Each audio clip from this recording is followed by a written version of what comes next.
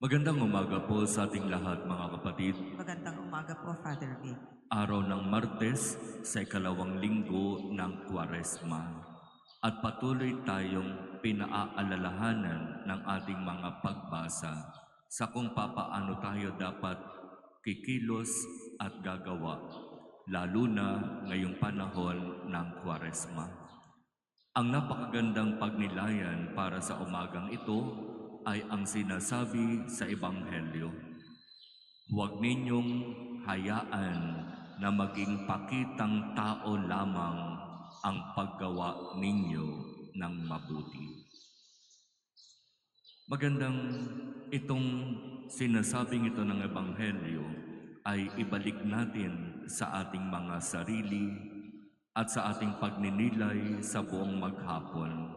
Ito yung itanong natin sa ating mga sarili. Yan bang mga sa tingin ko mabubuti at magagandang bagay na ginagawa ko? Bakit ko ba yon ginagawa? Meron ba akong ibang dahilan kung bakit ako gumagawa ng alam kong mabuti, dapat at magandang gawin? Kapag ang motibo ay para makita ng mga tao at masabi nila na ako ay mabuti, ako ay mabait, mukhang wala na tayong pinagkaiba sa mga eskriba at mga pariseyo. At ito yung sabi ng ating Panginoon, ang mga eskriba at ang mga pariseyo, nakakaalam sila sa batas. Lagi silang nasa templo. Pero ang lahat ng kanilang sinasabi at ginagawa ay pakitang tao lang. Para lang masabi na sila ay banal, para kahit papaano dahil sila ay banal, sila ay bibigyan ng kung ano ang maaaring ibigay ng mga tao sa kanila. Alam nating lahat ng mga eskriba at mga pariseyo ay katulad ng mga pari ngayon. Na dahil pari, kapag meron kang pangangailangan, magbibigay ka ng kaunting tulong. Kapag nabigyan ka ng pabor, magbibigay ka ng kaunting tulong. Halimbawa, nagpa-bless ka ng sasakyan. Kahit sabihin ng pari, hindi na po, ay hindi para sa ito, Father, pang merienda. Ganon tayo, di ba? Pero ang mga eskriba, ang mga pariseyo, tinutuligsa ni Jesus. Ako bilang pari, marami rin akong mga ginagawa na hindi katanggap-tanggap. Ako rin ay katulad ng eskriba at mga pariseyo.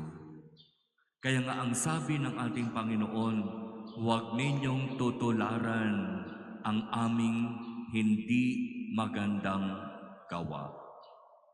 Makinig kayo sa aming ipinapangaral. Sundin ninyo ang aming itinuturo na naaayon sa salita ng Diyos. Pero yung hindi magandang halimbawa na nakikita ninyo sa amin, huwag ninyong tularan.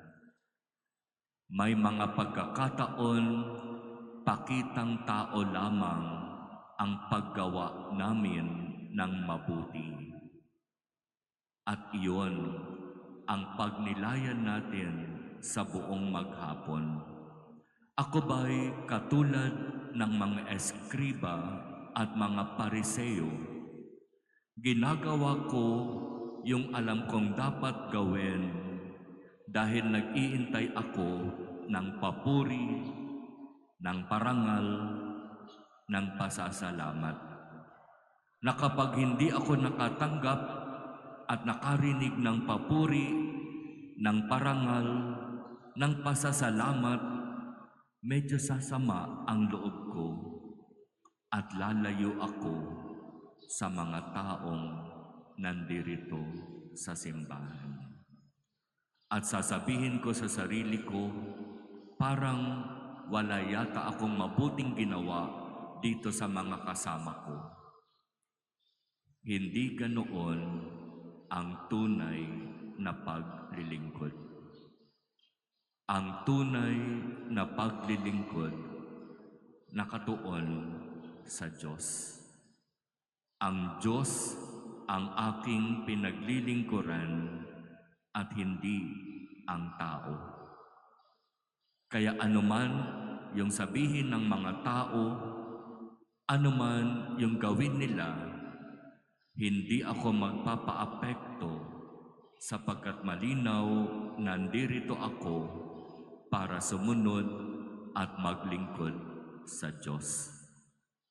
Maaaring sinasabi ng iba, pakitang tao, pero alam ng Diyos ang lahat. Kaya makatulong nawa itong pagninilay na ito sa ating patuloy na paghahanda sa panahong ito ng Kwaresma.